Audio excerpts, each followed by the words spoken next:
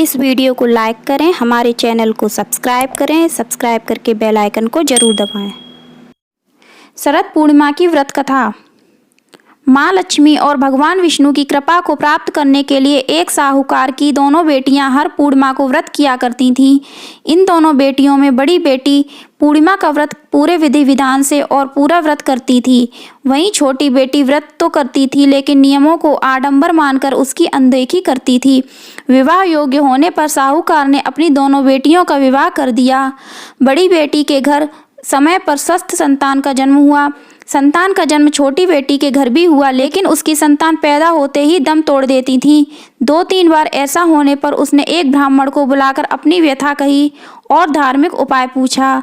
उसकी सारी बात सुनकर और कुछ प्रश्न पूछने के बाद ब्राह्मण ने उससे कहा कि तुम पूर्णिमा का अधूरा व्रत करती हो, इस कारण तुम्हारा व्रत फलित नहीं होता और तुम्हें अधूरे व्रत का दोष लगता है। ब्राह्मण की बात सुनकर छोटी बेटी ने पूर्णिमा व्रत पूरे विधि विधान से करने का निर्णय लिया, लेकिन पूर्णिमा आने से पहले ही उसने एक बेटे को जन्म दिया। जन्म लेते ही बेटे की मृत्यु हो गई।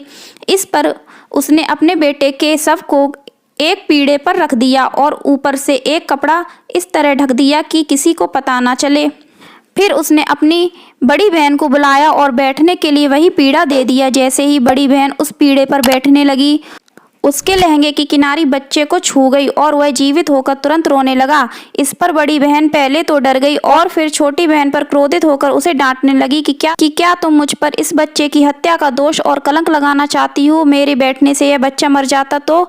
इस पर छोटी बहन ने उत्तर दिया, यह बच्चा मरा हुआ तो पहले से ही था दीदी, तुम्हारे तप और स्पर्श के कारण तो यह जीवित हो गया। पूर्णिमा के दिन जो तुम व्रत और तप करती हो उसके कारण तुम दिव्य तेज से परिपूर्ण और पवित्र हो गई हो। अब मैं भी तुम्हारी तरह व्रत और पूजन करूंगी।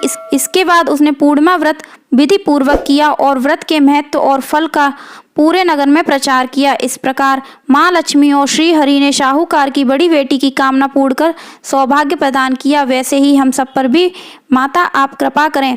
यदि आपको कथा पसंद आई हो, हमारी वीडियो पसंद आई हो तो वीडियो को लाइक करिएगा, ज़्यादा से ज़्यादा शेयर करिएगा, हमारे चैनल को सब्सक्राइब करिएगा और साथ ही कमेंट में जय माँ लक्ष्मी अवश्य लिखिएगा। धन्यवाद।